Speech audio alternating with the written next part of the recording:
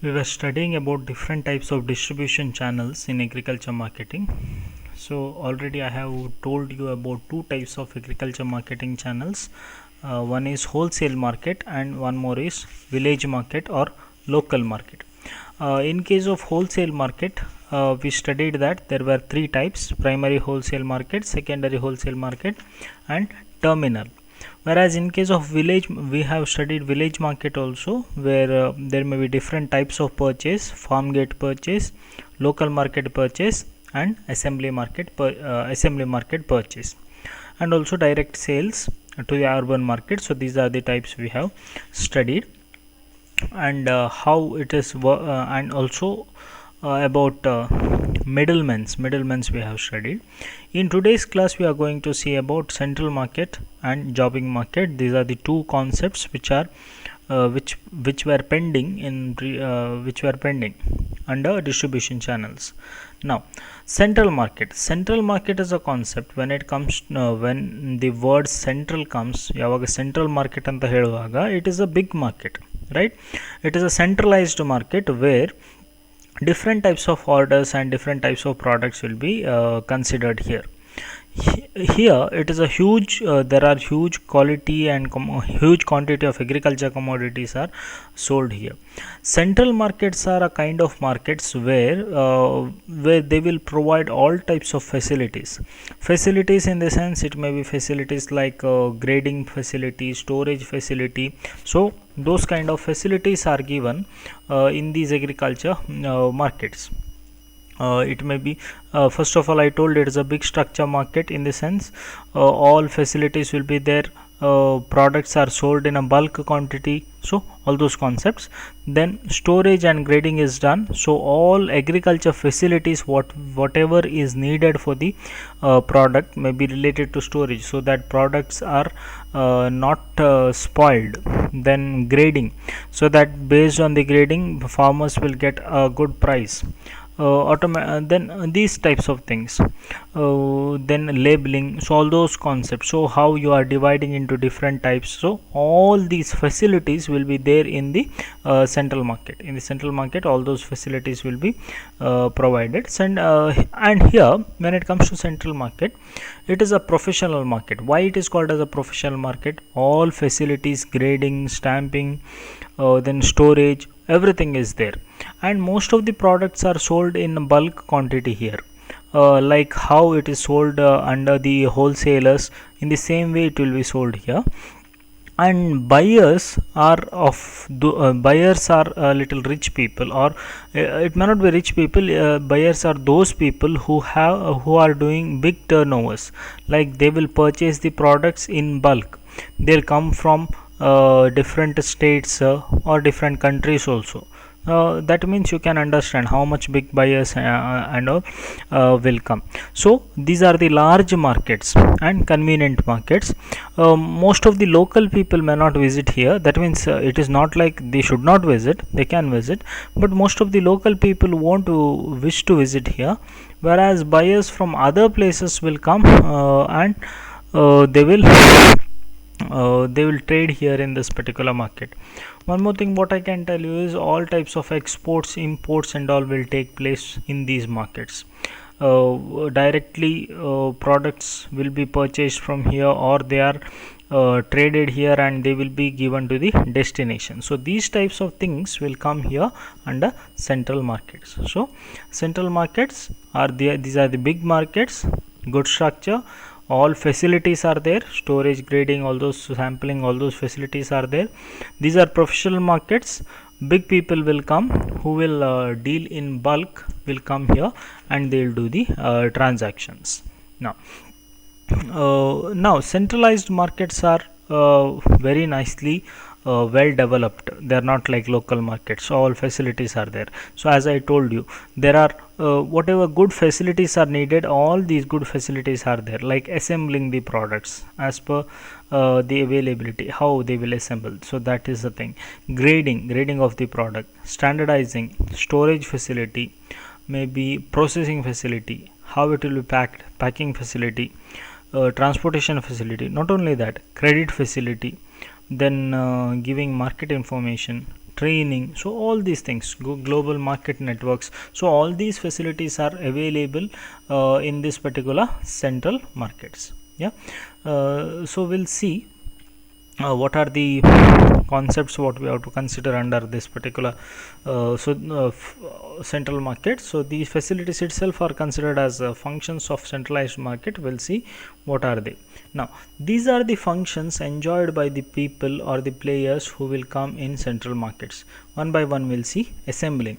See, assembling in the sense collecting the products from the markets and maybe from the mandis or large markets, and bringing them together is called as assembling. So here it is main thing is bringing together the things. Small products are brought together so that it will be added together in a bulk, and conveniently it is given to the it is brought together, and it will be a economy based on the economy, buying and selling will take place here. Then grading and standardization. See, when grading is done, normally grading is done on the basis of they have their own concept and verifications. It may be based on size, based on variety, based on taste of the people, based it may be based on quality of the product. So by using all these different types of concepts, grading will be done. So based on the grading of the product, rate will be fixed. So standardized products will get more rate, whereas poor product may get poor rates. There are a lot of advantages of grading. There's a uniformity for the between the markets is provided. Products of the similar grade can be stored together.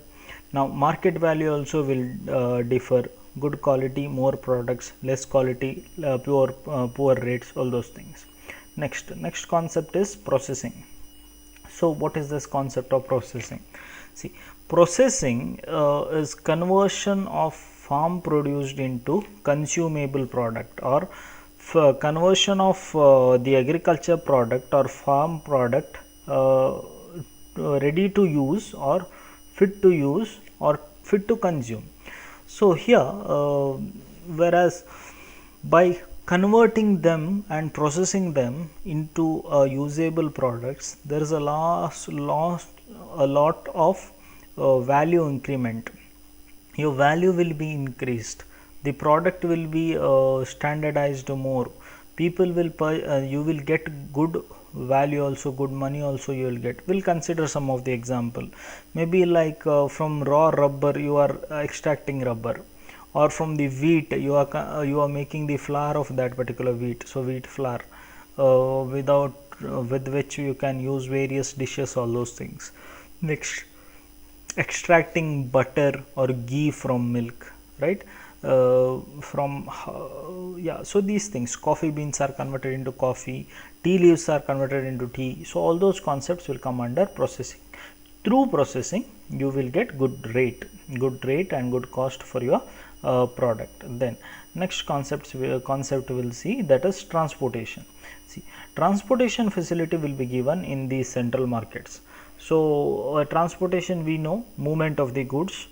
Now here where the central markets will have, sometimes they have their own the people who are the buyers and sellers, the players, sometimes they have their own transportation facilities. Transportation may be with the help of roadways, waterways, railways. So all these things, in all these ways transportation will take place. Sometimes the players they own have good transportation facilities, sometimes the markets also will provide them good market facilities.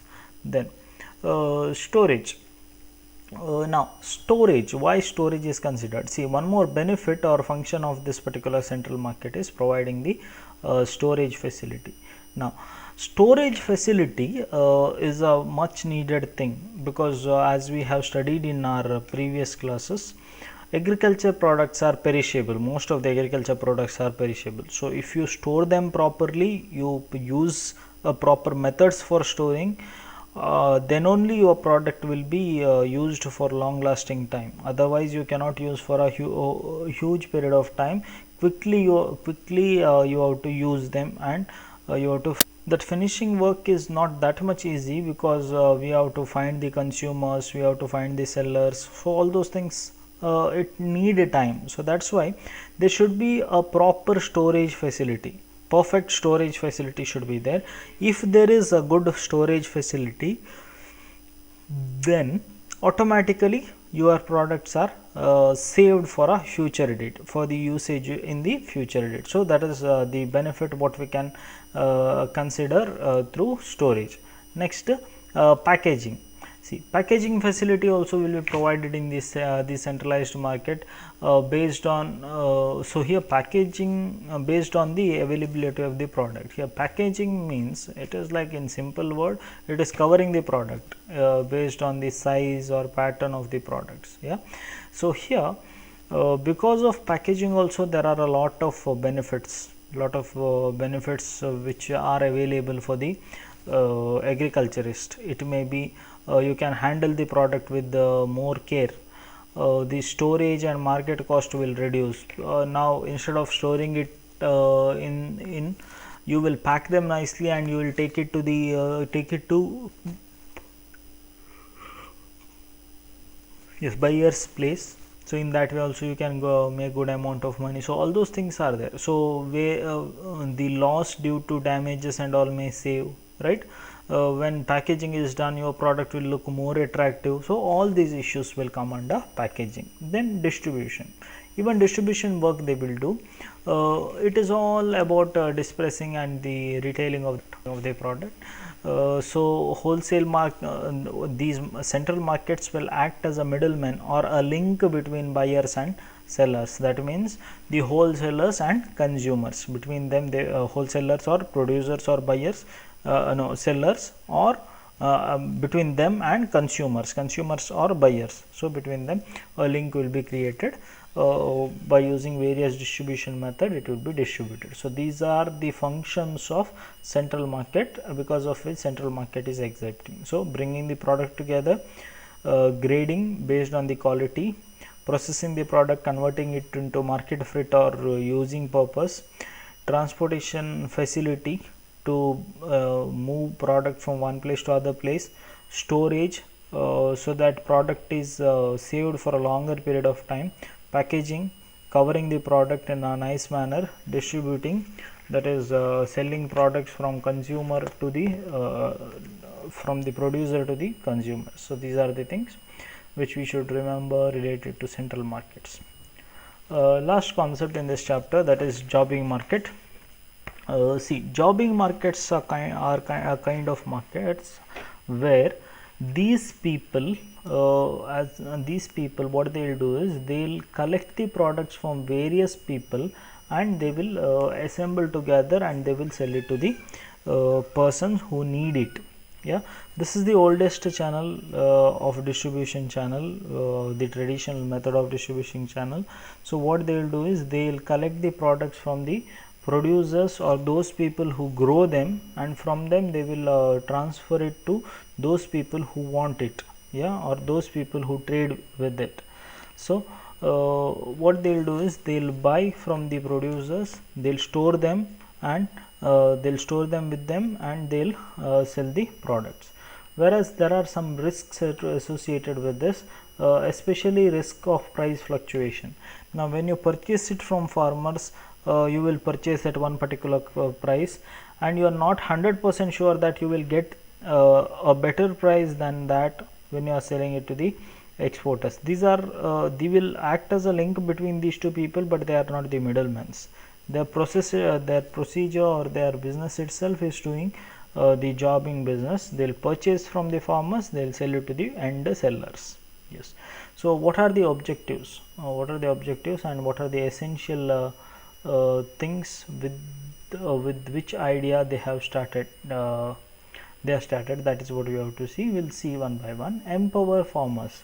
Now to reduce the evil of middlemen, these are doing their business, they are working towards that, so that farmers are empowered.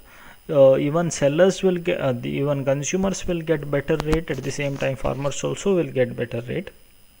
Farmers will be encouraged more with the nice facilities, so whereas they won't keep a large amount of margin also. Improve the efficiency of marketing chain. So how they will improve? So they will find those people who want to sell the product, and they will find those people who want to purchase the product. So between these two people they will create a link, and so that distribution channel or a marketing chain will work nicely. Reduce waste. See, here products are directly bought from farmers and sold to the sellers, so there's a very less chances of wastage is very less here. Whereas when it's move from farmer to stockist to wholesaler to retailer to the buyer to the consumer, that means in this process there may be chances of wastage, whereas in this marketing jobbing marketing there may not be chances of wastage. Then risk management. Various types of risks are associated with this, like buying from the farmer, selling to the end user. So between them there may be risk of price, risk of storage, risk of perishability. So all those risks are there. All these risks will be managed by jobbing market. So these are the things related to jobbing market, and they are the 4 types of distribution channels: wholesale markets, retail markets, then it is recently we saw before jobbing market we saw one concept, that is central markets, then jobbing market. So these are the 4 types of markets. Notes for this will be given to you. Those who have books, you can see the concept. If you need, then only you write. If you think notes is too much, you can reduce and also you can write. Thank you.